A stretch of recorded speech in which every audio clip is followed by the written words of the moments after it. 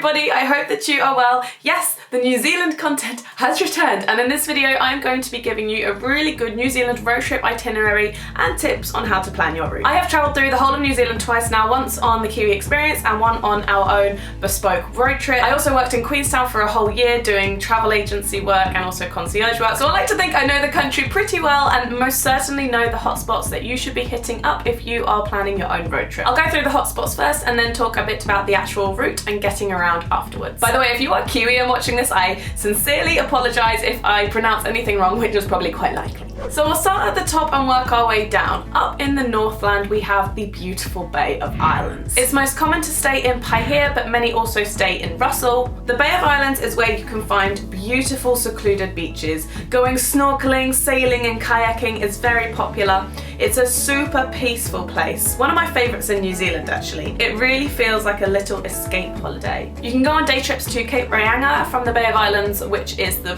very tip top of New Zealand, so quite a novelty. You can literally see where the Tasman Sea is colliding with the Pacific Ocean, which is pretty cool. It's also one of the most popular spots to go sandboarding if that's an activity on your bucket list. Also up here in Northland that I like, Opononi is a very small, quaint beach town where it's also possible to sandboard. Wairiki Hot Pools in Ngawa Springs is a pretty awesome spot. They are thermal mineral pools which are super gross to look at but a really cool experience. You've also got New Zealand's largest kauri tree here in the Waipoua Forest, or Waipua Forest, which is a really awesome spot if you happen to be passing by. Now down in the Auckland area, first of all I would get out of the city as soon as you can, unless there is something particular that you want to do inside of the city of Auckland. Waiheke Island is just a 20-minute ferry ride away, which is a pretty snazzy island, most popular for its beautiful vineyards and wineries. And over on the west here you have Piha and Kerikeri, which are actually popular holiday getaway spots for Kiwis.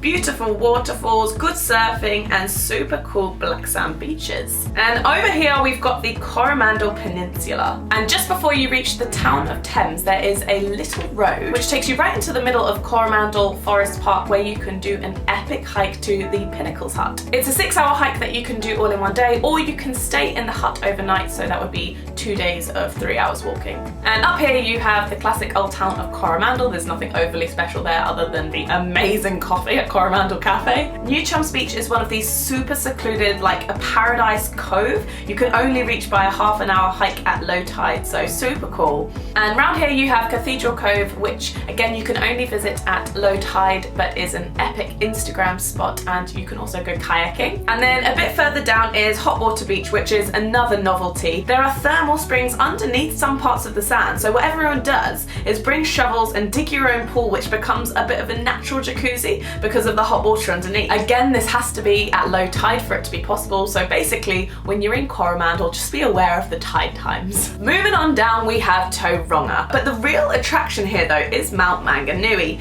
a gorgeous happening surf town with lots of fun beachy activities to do. About half an hour inland from that is Omanawa Falls, also known as Secret Falls, as it's incredibly hard to get to because the track is closed because it's dangerous and sketchy AF, so I won't go into how to go about it. All I can say is good luck and it's awesome. And here we have Rotorua, where there is so much to do. You could literally just have a holiday here, but don't miss Skyline Luging, Zorbing, Waiotapu and all the thermal parks. And it also has the best whitewater rafting in New Zealand. You can go down the highest waterfall that you can raft commercially anywhere in the world. Waitomo here is a bit out of the way and people only come here but one thing, but let me tell you, that one thing is worth it. Blackwater rafting, also known as caving. So you abseil down, you float through the cave on a tube just looking at the absolutely thousands of glowworms, and then they usually get you to climb back up through a waterfall. It's a really special and epic experience. Now Lake Taupo is the largest lake in New Zealand. It is the same size as Singapore actually, and Taupo is a popular place to go skydiving. You must see Hooker Falls, and heading south of the lake you get to Tongariro National Park, where you can do the Tongariro Alpine Crossing, which is supposedly NZ's best one-day hike, and I agree. It's absolutely phenomenal, and if you do not do any other hikes in New Zealand, do this. Hopping down to the capital city of Wellington, one of the most beautiful cities in my opinion, which you can see firsthand from the Mount Victoria lookout. You must visit the Taupo Museum, and from Wellington is where you catch the ferry to the South Island. It takes 3 hours and you arrive in Picton. And now Abel Tasman is supposedly the sunniest place in New Zealand. I recommend staying in Itinerary. The beaches are beautiful. It is the best place to go kayaking, specifically to Apple Rock, which image is often used as like a poster for New Zealand. You can also do the Abel Tasman Coast Track, which is one of the easier great walks and amazing if you like secluded beaches. And in the middle here, near Rotorua, you have Nelson Lakes National Park. If you would like to get the picture perfect shot that everyone seems to get in New Zealand,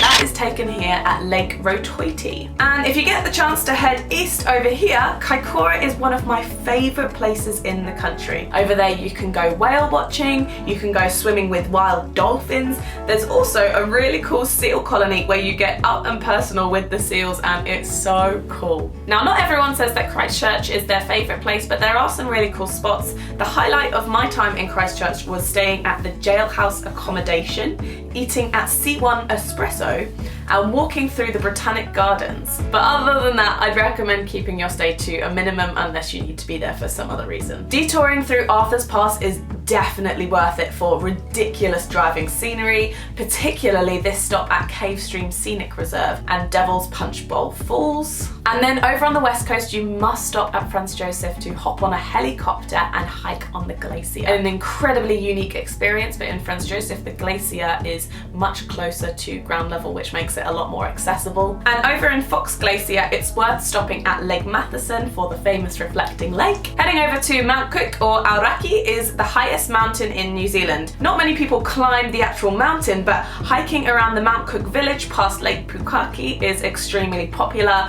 Our favourite was the Hooker Valley track, which is just a 3-hour return. And Wanaka, I think of a mini Queenstown.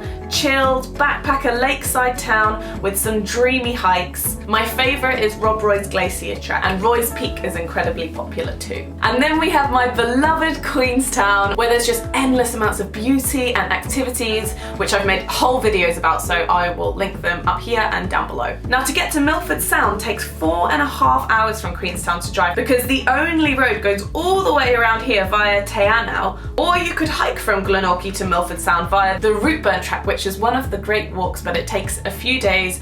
Or from Queenstown, you can fly there or you can heli there. And Milford Sound is commonly known as the 8th wonder of the world. It's an absolutely unbelievable sight, and you can do cruises or kayaking there. And there's actually a bunch of brilliant New Zealand walks across Fiordland National Park. There's the Milford track, we did the Kepler track. You can find all information about New Zealand hikes and walks on the Department of Conservation website, which I will link below. And lastly, we have the Catlins National Park, which has the most beautiful waterfalls in different spots and lots of other quirky natural sites such as Nugget Point. Now, obviously it's not essential to visit all of these hotspots in one road trip. A lot of people might like to do just the North Island or just the South Island, and New Zealand is also not limited to just these spots. To give you a bit of time perspective, it took us a whole month to visit 90% of these places, spending around 1 to 2 days in each. And I know a lot of people don't have time to take a whole month off work, so I think concentrating on specific areas at a time can work really well. And after all, I know very few people who only visit New Zealand once in their lifetime.